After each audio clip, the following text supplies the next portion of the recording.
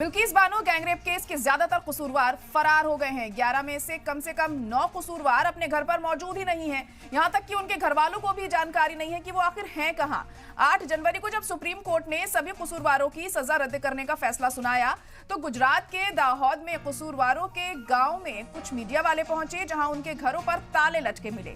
वहीं ये भी बताया जा रहा है कि कई कसूरवारों को इस बात का इल्म ही नहीं है कि उनकी सजा को रद्द कर दिया गया है। कई कसूरवार 15 महीने से अपने घर पर है ही नहीं, जिसके बाद कसूरवारों के घरों के बाहर पुलिस अहलकारों को अब तैनात कर दिया गया है। तो आखिर ये कसूरवार अब कहां चले गए हैं? अब सुप्रीम कोर्ट का बड़ा फैसला यहां पर सामने आया है और 2 हफ्ते के अंदर उन्हें सरेंडर करना होगा, ये बात साफ कर दी गई है सुप्रीम कोर्ट की तरफ से। लेकिन अब बिल्किस बानो गैंगरेप के ज्यादातर कसूरवार फरार हो गए हैं। 11 में से 9 कसूरवार ऐसे हैं जो अपने घर पर अभी मौजूद नहीं है और यहां तक कि उनके घर वालों को भी इस बारे में जानकारी नहीं है कि वो है कहां। दरअसल जब 8 जनवरी को सुप्रीम कोर्ट ने ये फैसला सुनाया था और कहा था कि उनकी जो सजा रद्द करने के फैसले को गलत करार दिया था और कहा था कि दोबारा उन्हें सरेंडर करना होगा, जिसके बाद से ही हम देख रहे हैं कि ये कसूरवार फरार हैं और 11 में से 9 कसूरवार फरार चल रहे हैं। और उस वक्त कुछ मीडिया वाले उनके गांव में भी पहुंचे और उनके गांव में उनके घरों पर ताले लटके हुए पाए गए।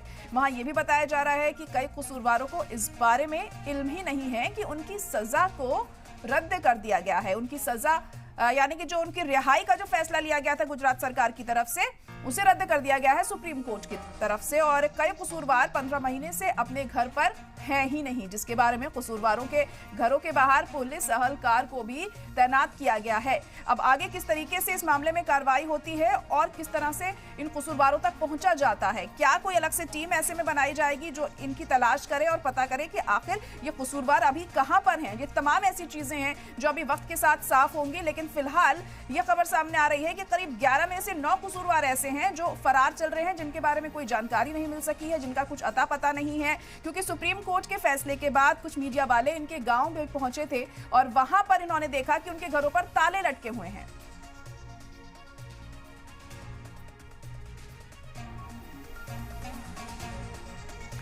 और हम जिस तरीके से लगातार बात कर रहे हैं इन कसूरवारों के बारे में, क्योंकि ये अभी फरार चल रहे हैं और इस पर हम चर्चा भी करेंगे।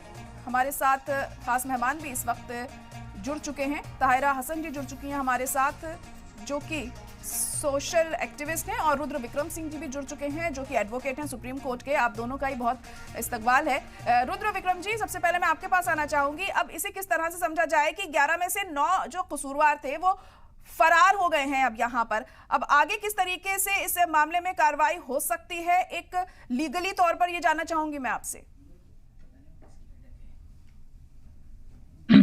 देखिए, जैसा आपने कहा कि जो उनके घर वाले हैं वो ये कह रहे हैं कि उनको अभी जो सजा फिर से उनकी रद्द कर दी गई ऑनरेबल सुप्रीम कोर्ट द्वारा, उनको उस बारे में नॉलेज नहीं है।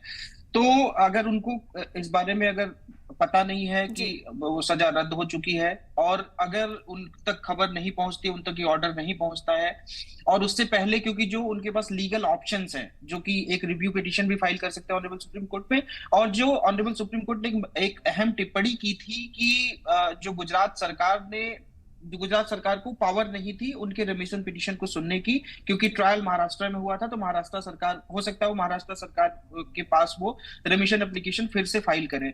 तो हो सकता है वो अपने लीगल ऑप्शन भी ढूंढ रहे हो, अपने जो उनके लीगल सलाहकार होंगे, जो उनके एडवोकेट्स होंगे, उनसे सलाह ले रहे हो, और ये जो उनको सरेंडर करना है विद इन 2 वीक्स में, उसको अवॉइड करने के लिए कभी कभार जो कन्विक्ट होते हैं, एक्यूज्ड पर्सन होते हैं, वो इन चीजों को अवॉइड करने के लिए कि हमको ये खबर पता नहीं चली या हमको ये ऑर्डर पता नहीं चला, और अपने लीगल ऑप्शन तलाशते रहते हैं। उनको ये लगता है कि शायद वो हम लीगल ऑप्शन तलाशेंगे और उससे पहले, जेल जाने से पहले हम अगर रिमिशन पिटीशन हमारी एक्सेप्ट कर ली गई महाराष्ट्र गवर्नमेंट द्वारा या रिव्यू पिटीशन हमारी एक्सेप्ट कर ली गई, तो हो सकता है कि हमें इसमें थोड़ी फौरी राहत मिल जाए। जी, तो ये आगे जो लीगल जो भी इनके पास अब रास्ता बचा है, इस वजह से ये लोग अभी फरार चल रहे हैं, ये माना जाए सर इस बारे में, इस वजह से ये लोग फरार चल रहे हैं। लेकिन ऐसे में जी बिल्कुल, जी जी जी कहिए सर। जी जी जी बिल्कुल, क्योंकि देखिए जब भी कोई अपराधी होता है या फिर एक्यूज होता है तो हमेशा वो सारे ऑप्शन, जैसे एंटीसिपेटरी बेल का प्रोविजन होता है कि अगर किसी के खिलाफ कोई एफआईआर हो गई तो सबसे पहले वो एंटीसिपेटरी बेल लेता है कि मुझे अरेस्ट ना किया जा सके, हम्म अग्रिम जमानत जिसको बोलते हैं कि अग्रिम हम्म जमानत हम ले लें जिससे हमको गिरफ्तार ना किया जा सके। हम्म। इस मसले में ये भी है कि इस मसले में सेम है कि वो लोग क्योंकि बाहर हैं ऑलरेडी, गुजरात सरकार के फैसले से बाहर है, तो वो अंदर तभी होंगे जब पुलिस या तो उनको ढूंढ लेगी, जी। या फिर वो अगर उससे पहले अगर उनको कोई ऐसी राहत किसी सरकार द्वारा, महाराष्ट्र सरकार द्वारा या ऑनरेबल सुप्रीम कोर्ट की रिव्यू बेंच द्वारा हम्म उनको ऐसी कोई राहत मिल जाती है तो वो उनको अंदर नहीं जाना पड़ेगा। तो हो सकता है वो इस आशा में वो अपने लीगल ऑप्शन ढूंढ रहे हो, या फिर हो सकता है कुछ लोग वाकई में उनको ना पता हो ये जजमेंट के हम्म। बारे में, और जब उनको पता हो तब वो पुलिस